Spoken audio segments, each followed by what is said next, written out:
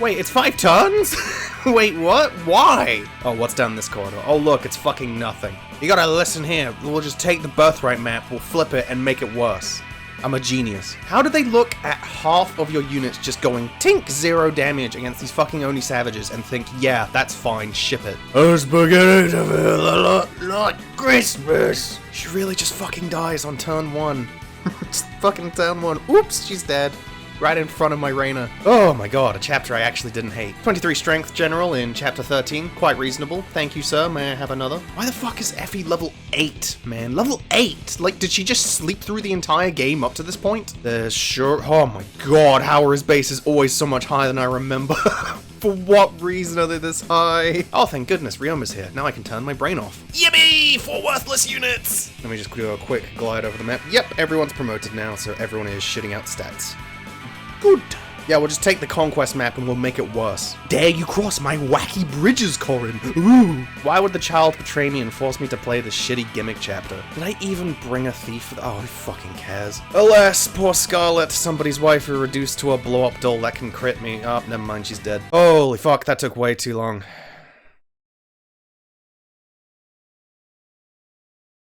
And welcome back to another episode of F.O.R.D.E. It's Revelation, so there will be no anecdotes, no wacky bits, no kooky quirks, just plain old, clear as day, black and white Revelation, designed to ruin your day as quickly and effectively as possible. Our anagram from last week was Old's Stay, which yabba dabba doo, all my enthusiasm appears to have dissipated into the ether around me, Days Lost. I'll be completely honest here, I picked this chapter basically at random because I felt like I should do a Rev chapter at some point. You know, you gotta rip off that bandage at some point. And this was a late game map that I didn't remember all that well, so I thought, hey, that sounds like a good option. And upon replaying it, I still don't remember it all that well, which should tell you a lot about Rev. Let's begin! Starting off with flavor, my notes here just have a big old question mark at the start, and I both fully understand why past me placed that there, and also don't have any clue what that could possibly really mean. Revelation just, like, it just shatters your brain, man. I feel like a withered husk, and we're only like 2 minutes in. Genuinely though, with a lot of chapters, it's really easy to immediately tell what the developers were attempting to go for when it came to the aesthetic and the colors of the map, so to say, if you understand what I mean. Like, Soulful Bridge wants you to feel powerless, Port of Baden wants you to feel like a rowdy brawler having a great old time with some, like, rambunctious sailors. And then Unbroken Heart wants you to watch the EXP bar fill up. But for Days Lost, it wants you to feel bad about Makoto being resurrected? The tragedies of loss and rebirth, I guess? I don't know. The overarching theme of Revelation is slowly unfurling the mystery that surrounds Vala, and I'll give the writers a little credit, making your main plot about learning key tidbits of information over the span of around 22 chapters is a noteworthy feat. Like, that is a long old timeline to be, like, gradually pipping information into the player's mouth. Don't know why I phrased it like that. Happy New Year, everyone. It's just a shame that the mystery they're trying to, like, sluggishly roll out to the player both isn't a mystery, and more importantly, it just isn't very interesting. At this point in the story, you've got the true villain in your sights, you know it's a Nankos, you know he's reviving people from your past to act as his puppets, which felt like somewhat tragic when you saw it with Scarlet in the previous chapter, but I was too preoccupied writing the escalators to really care about this character who has like a grand total of 10 lines in the entire story. Not even just Rev, like if you combine Birthright, Conquest, and Rev, I'm willing to bet Scarlet has like 10 lines. Actually, yeah, I think that is, like, the core issue with what Rev is attempting to do. Because, quality of the story aside, it's incredibly difficult to care about what's happening in your plot when the gameplay that is being presented to us is so embarrassingly poor that it just saps any immersion I had and boots it right out the fucking door. Yes, you could view this chapter as a tragedy, watching your mother be forced back into the realm of fate's Landia and having to fight against her own child. That is really like some oh, it's heart-wrenching stuff, oh, I weep for thee. But ultimately, I don't care, because the chapter is just me mulching through Valite goons and picking the blue door 3 times so I can stab this maternal gestalt in the face.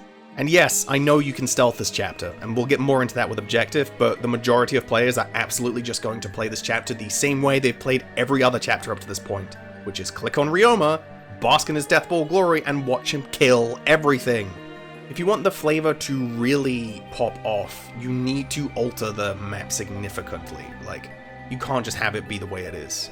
Off the top of my head, you could use something like Chapter 7's presentation of Foggy Corridors, which is like an awful chapter, but like I think that could actually work reasonably well here with the fog obstructing your view and making it seem like a more mysterious chapter. Like, you can make it so Makoto is luring Soft Lauren, and if you're wondering why my Corrin is called Soft Lauren, I'll get to that in a bit. Make it so Makoto is luring Soft Lauren down these shadowy paths as the eerie music plays in the background, like the bong, bong, bong, bong, bong. I kind of like Rev's, like, theme with the, what's going on? So have that music playing in the background to really up the mystery factor, and you don't know what you're getting into. Hell, you're separated from the rest of the army at the very start of the chapter, so maybe just make it so they're separated for the whole thing, like Eliwood's Gaiden chapter in FE7. There's a lot of pretty easy fixes to make this chapter better, and I'm not saying it would magically make Days Lost a remarkably interesting experience, but it really feels like the further you get into Rev, the lazier the devs got. So what you're left with is a mess of flavor that I can't even really comprehend. This category is a definite failure. Okay, onto Objective. Objective is probably going to be the only category that might potentially get a pass. Because contrary to popular belief, and the fact that we've had 2 of them so far in less than 20 episodes, I don't like giving a chapter a 0 out of 5, because that kind of implies that the chapter is just completely bereft of anything meaningful. Like, it is just a total failure, an absolute calamity. And while Days Lost is certainly a bad chapter, I don't think it's completely worthless. The main objective is your bog standard Revelation objective of defeat boss, as is the case of pretty much every single Vala chapter up to this point. Like, yes, C's in this situation is basically defeat boss, and funnily enough, Route just kind of stops with Rev after a certain point, which I do appreciate, so I'll give Rev some credit there. And similar to these other chapters, the actual task of defeating the boss is extremely easy. Sure, getting to Makoto in the first place might be like ever so slightly more complex than Eels and Escalators or Mass Deforestation with Chapter 22. God, what a goofy chapter that is. But once you make it to her, you'll find that her stats are laughably low, even for lunatic standards, which I was playing on, much to my regret. I understand why they didn't make her ludicrously strong, as it would kind of mess with the chapter's vague attempts at having some form of cohesive flavor, but it would have been nice to have at least had some modicum of difficulty in her boss room in the form of some stronger minions, like guarding her, maybe just guarding the perimeter. Like, I feel like I don't actually remember the chapter's final room very well, but I want to say there's just like one Great Master or Master Ninja protecting her, and then you can just go buck wild. Just add some stronger minions, or at least just minions who don't feel like the rest of the Revelation jobbers, where you look at their skills and it's just class skills, like there's nothing unique.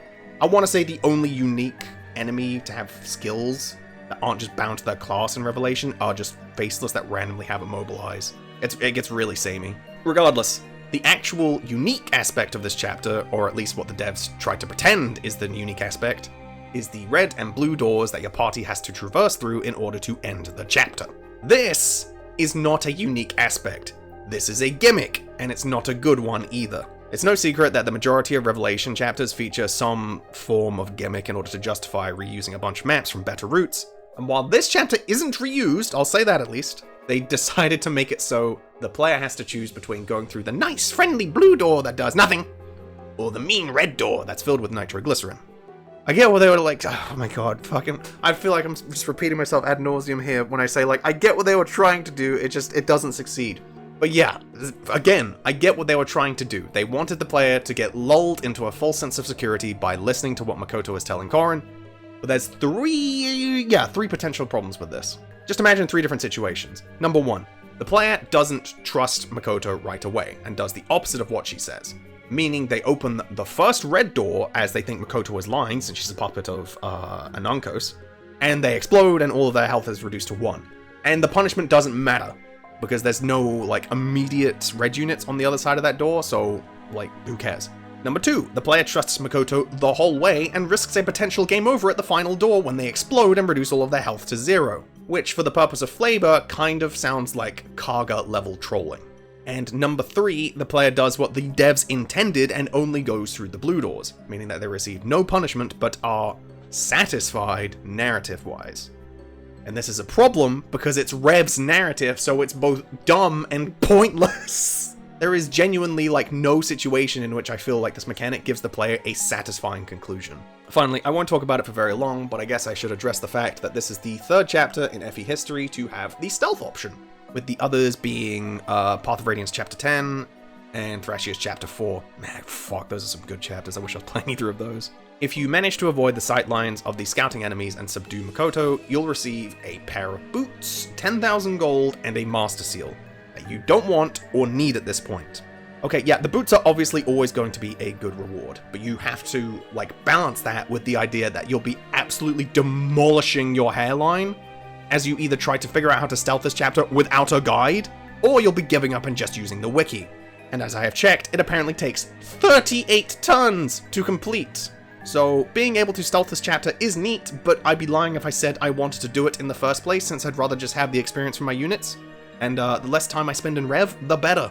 Okay, no, this category definitely isn't a pass. I can't, like, reasonably do that. While the ability to go through the chapter undetected is cute, 99% of players are never going to do it. Because let's be honest, it just isn't a very fun thing to do in Fire Emblem. Especially when the rewards for doing so are kinda cool, because boots are always nice to have, but most of the time, it's pretty much just strictly worse than just booting up your royals and letting them mow through the enemies. And the doors are dumb, like, insultingly dumb. For fuck's sake, they colored regular doors and tried to pretend it's something meaningful. This is a fail. Now for replayability, very little to go on this time around, honestly. Pretty much the only things that could really constitute some form of variance would be whether the player chooses to stealth the map or not, and that's kind of it. Category is basically a fail, so I'll just use this time to rant about Rev's balance, because that sounds like fun. You see, I think most people do this when they play Rev, and I certainly experienced this with my most recent playthrough, because remember, when I have to do a late game chapter like this, 24, and there is, I believe, 28 chapters in Fates on all the routes, so it's basically a full playthrough. So I was thinking, oh, I'll just make a full playthrough of Rev. It's been a minute. Why not? But yeah, I definitely did this. People in general, I feel like, decide that they're going to try some wacky combination of pairings and really, like, experiment with builds for their children. Like, you think, it's like, I never really got to play around with builds for Soleil or Shiro. Like, I know I've basically never used Shiro, and I tried to use them this run. In my head, that was the goal. And I did this for a while, but eventually I realized that I can't actually tinker around with them that much because the game deprives you of 7 fathers until chapter 18. Like, you don't get Ryoma, Leo, Xander, Azama, Odin, Niles. Am I missing one? Laszlo. You are literally missing 7 fathers until chapter 18. Meaning that you are heavily limited in the amount of creativity you're allowed to utilize. And by the time you reach this point, you'll have to grind supports with your Ryomas and your Leos until you get it to around, like, chapter 20-ish. And at this point, you've realized that Rev simply isn't worth it. Your parent units have already been so heavily invested into that trying to pop out more kids that you don't have deployment slots for just kind of feels redundant. I don't care if Sigbert might become better than Xander, his paralog is hot fucking garbage and he can't use Siegfried. Anyway, what I was trying to say in that inane rambling is that due to the fact that Rev's unit balance is easily the worst in the series, no question about it, it effectively nullifies any unique combination of units you could have for your army, since 9 out of 10 times, you're just going to be using the Royals. Let's be just completely out there. I know you can always play with your favorites, but guess what? My favorite is the one that can't die, has no risks attached to them, and more importantly, lets me play as little Rev as possible. Now that I've yelled enough, let's go on to difficulty. Similar to replayability, I'm not going to spend much time in this category, as I think a general blanket statement for almost all of the chapters in Revelation can sum up the difficulty of the route pretty nicely.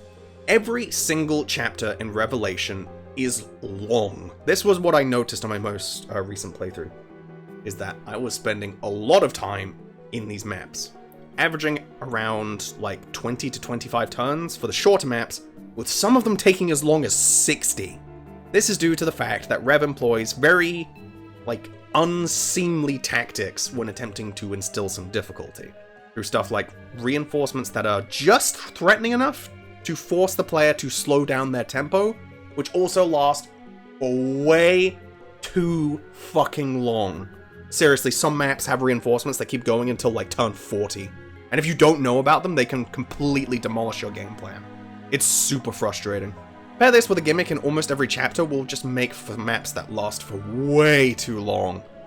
And with most of the map being relatively easy, this is another problem. This will lure the player into a state of complacency, in which they think the map is really trivial and simple, and will thus make inefficient moves, because they think, oh, I can just move like my Mozu here, she'll be completely fine. I can move Azura a little bit aggressively. This map's easy. And these moves can potentially lead to a 30 strength general barreling down the highway and yeeting a spear directly into Corrin's face, one-shotting them and wasting 30 to 40 minutes of the player's time.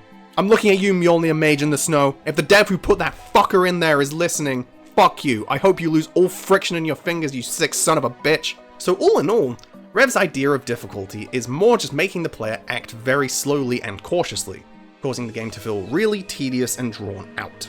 In fact, now that I'm really explaining it, I might just give Days Lost a pass for difficulty, because it doesn't fall into the usual Rev trappings. It isn't heinously long, the enemies aren't that difficult, and the gimmick doesn't make me want to light up a cigarette. Yeah, it gets a pass for difficulty purely because the bar is so low for Revelation that it's less like a high jump and more just like hopping over that step in your kitchen that you always manage to trip over somehow. I did it earlier this morning. Now for E. Enjoyability. Bro, it's Rev. I enjoy like a grand total of 1.5 chapters in this route, and I'm not going to pretend otherwise. Rev is absolutely one of those games where you know how you'll like probably have to think pretty hard about where you'd place Fire Emblems in a list of rankings. Like, do I prefer FE6 or FE10? Do I like Birthright more than Awakening? Stuff like that. Like, actual questions that you have to ask yourself. I'd wager that most people would be able to say, yep, Rev is the worst FE, it goes in Booty Butt Cheeks F tier. Done. And they just leave it like that.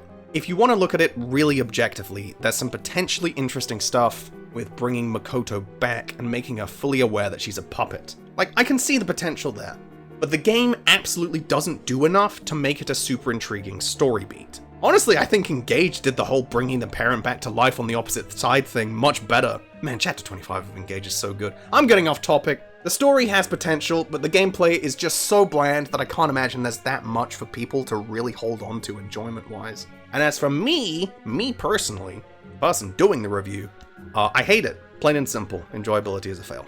Which is going to wrap it up for this week's episode. Playing through Revelation again was not fun.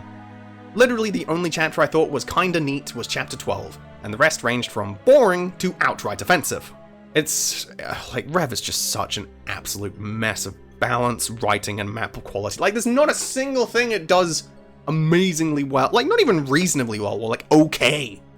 Like, it's just a pairing simulation, and it doesn't even do that very well. So, I'm not gonna linger too long on the subject, I'm just gonna move on.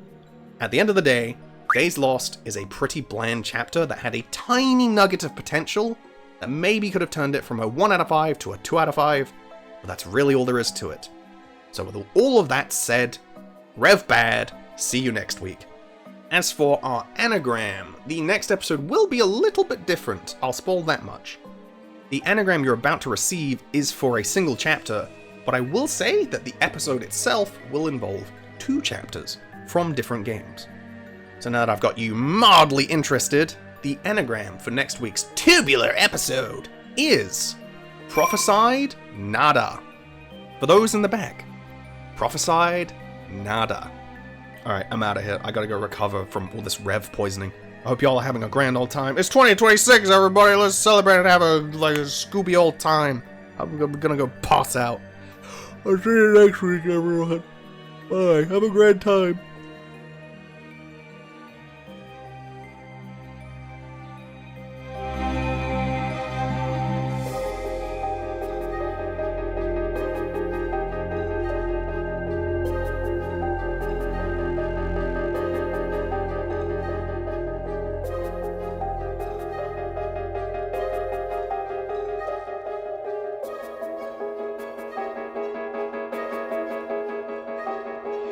you